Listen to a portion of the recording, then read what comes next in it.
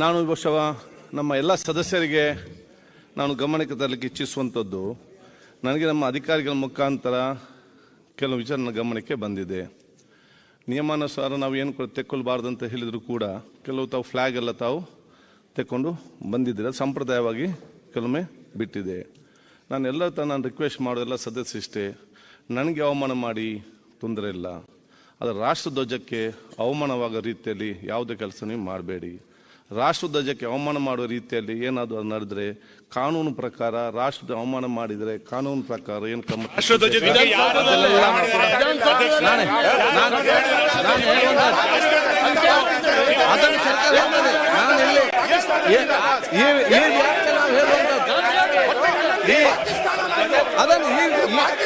ಈ ವ್ಯಾಪ್ತಿಯಲ್ಲಿ ನಾನು ಹೇಳ್ತಾ ಇದ್ದೇನೆ.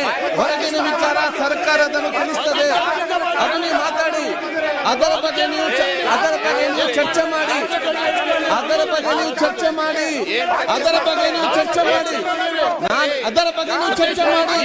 ನಾನು ಹೊರಗೆ ನೋಡ್ತಿದ್ದೆ, ನಾನು ಇದರ ಹೊರಗಡೆ ನಾನು ಹೇಳ್ತಾ ಇದ್ದೇನೆ, ಇದರ ಹೊರಗಡೆ ಹೇಳ್ತಾ ಇರೋದು ಅದನ್ನು ನೀವು ಚರ್ಚೆ ಮಾಡಿ.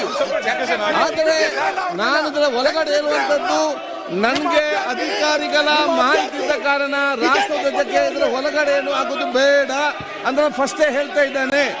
ಹೊರಗಿನ ವಿಷಯ ನೀವು ಚರ್ಚೆ ಮಾಡಿ, ಅದನ್ನು ಚರ್ಚೆ ಮಾಡಿ, ಏನು ಅಭ್ಯಂತರ ಇಲ್ಲ, ನೀವು ಚರ್ಚೆ ಮಾಡಿ. ಸರ್ಕಾರದಲ್ಲಿದ್ದಾರೆ, ನೀವಿದ್ದೀರಿ, ಸರ್ಕಾರ ಇದ್ದೀರಿ. ಹೊರಗಾದಂತ ವಿಚಾರ ನೀವು ಚರ್ಚೆ ಮಾಡಿ. ನಾನು ಮಾಹಿತಿ ಪ್ರಕಾರ ಇದರ ಒಳಗಡೆ ನನ್ನ ಮಾಹಿತಿ ನಾನು ಫಸ್ಟ್ ಕೊಟ್ಟಿದ್ದೇನೆ ಅಷ್ಟೇ. ಆಯ್ತು, ಅದು ನೀವು ಚರ್ಚೆ ಮಾಡಿ, ಯಾರು ಕೂಡ ಸಹಿಸುವುದಿಲ್ಲ. ಅದನ್ನು ನಾವು ನನಗೆ ಮಾಹಿತಿ ಕೊಂಡವನ್ನ ಮಾಡುವಂತದ್ದು ಯಾವ ಬೆದರಿಕೆ ಅಂತ ಪ್ರಶ್ನೆ ಇಲ್ಲ. ನಾನೊಬ್ಬ ಸೋದರನಾಗಿ ನಿಮ್ಗೆ ಮಾಹಿತಿಯನ್ನು ಕೊಡ್ತಾ ಇದ್ದೇನೆ. ನೀವು ಚರ್ಚೆ ಮಾಡಿ, ನೀವು ಚರ್ಚೆ ಮಾಡಿ, ಅದನ್ನು ಹೊರಗಾದ ವಿಚಾರ ಚರ್ಚೆ ಮಾಡಿ. ನಾನು ಇದ್ರ ಒಳಗಡೆ ನನಗೆ ಕೆಲವೊಂದು ನ್ಯಾಷನಲ್ ಫ್ಲಾಗ್ ಅನ್ನು ಒಳಗೆ ತಂದಿದ್ದಾರೆ ಅಂತ ಮಾಹಿತಿ ಬಂದ ಕಾರಣ ನಾನು ಈ ವಿಚಾರವನ್ನು ಹೇಳಿದ್ದೇನೆ ಅಷ್ಟೇ. ಇದರ ಬಗ್ಗೆ ನೀವು ಚರ್ಚೆ ಮಾಡಿ.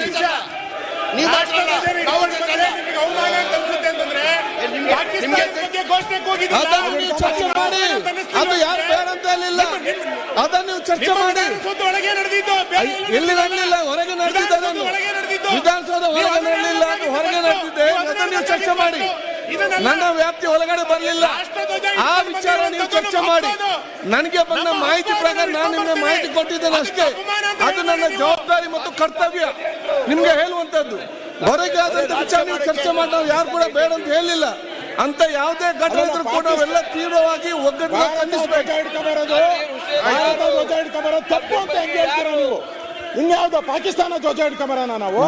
ಭಾರತ ಧ್ವಜ ಹಿಡ್ಕೊಂಬರೋದನ್ನು ನಾವು ಏನ್ ಬೇಡ ಅಂತ, ಅದಕ್ಕೆ ಅವಮಾನ ಆಗುವ ಯಾವುದೇ ಕೆಲಸಗಳು ಬೇಡ ಅಂತ ಹೇಳಿದ್ದೇನೆ ಅಷ್ಟೇ. ನಾನೊಬ್ಬ ನಿಮ್ಮ ಮಿತ್ರನಾಗಿ, ಒಬ್ಬ ಸೋದರನಾಗಿ ಕೆಲವು ಮಾಹಿತಿ ಕೊಟ್ಟಿದ್ದೇನೆ. ಹೊರಗೆ ಏನು ನಡೆದಿದೆ ನೀವು ಅದನ್ನು ಚರ್ಚೆ ಮಾಡಿ, ಏನು ಅಭ್ಯಂತರ ಚರ್ಚೆ ಮಾಡಿ. ಏನೇ ಹೊರಗೆ ಆಗಿದ್ರು ಕೂಡ ನಾವೆಲ್ಲ ತೀವ್ರವಾಗಿ ಖಂಡಿಸ್ತೇವೆ, ಅದನ್ನು ಚರ್ಚೆ ಮಾಡಿ. ನಾನು ಒಳಗಿನ ವಿಚಾರ ಮಾತ್ರ ಹೇಳಿದ್ದೇನೆ.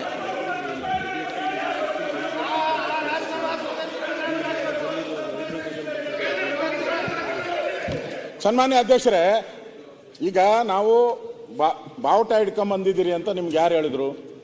ಮತ್ತೆ ಭಾರತದ ಬಾವುಟ ಹಿಡ್ಕೊಂಬರಕ್ಕೆ ಏನು ಅಪಮಾನನ? ನಮ್ಗೇನು ಅಪಮಾನ ಇಲ್ಲ. We are proud. ಅದಕ್ಕೆ ನಿಮ್ಮೆಲ್ಲ ಬಿಟ್ಟಿದ್ದಾರೆ. ಪಾಕಿಸ್ತಾನ ಎಲ್ಲ ಅಧಿಕಾರಿಗಳು ಬಿಟ್ಟಿದ್ದಾರೆ.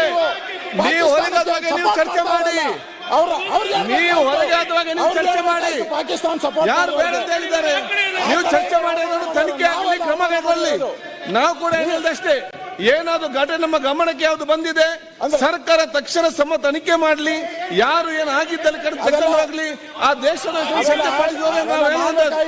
ನಾನು ಈ ವ್ಯಾಪ್ತಿಯಲ್ಲಿ ನಿಮ್ಮ ವಿಚಾರ ಅದನ್ನು ಮಾತ್ರ ನಿಮ್ಗೆ ಹೇಳ್ತಾ ಇದ್ದೇನೆ.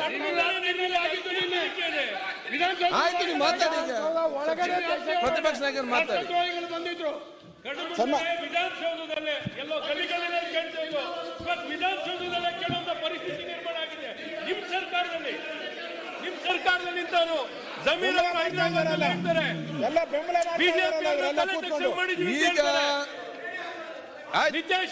ಇದರ ಬಗ್ಗೆ ಚರ್ಚೆ ಬೇಡ. ಬೇಲೂರು ಗೋಪಾಲ್ಗೆ ಶರದ್ ಗೌಡ ಆಸಿಫ್ ಸೈಡ್ ಕೂತ್ಕೊಳ್ಳಿ. ಆಯ್ತು, ಈಗ ಕೂತ್ಕೊಳ್ಳಿ, ಅವ್ರು ಮಾತಾಡ್ಲಿ. ಪ್ರತಿಪಕ್ಷ ನಾಯಕರು ಮಾತಾಡಬಾರ್ದ? ರಾಜಗೌಡ ಕೂತ್ಕೊಳ್ಳಮ್ಮೆ. ಶರದ್ ಗೌಡ್ರೆ ಕೂತ್ಕೊಳ್ಳಿ ಇಲ್ಲಿ, ರಾಜೇಗೌಡ್ರೆ ಕೂತ್ಕೊಳ್ಳಿ, ಅವ್ರು ಮಾತಾಡ್ತಾರೆ.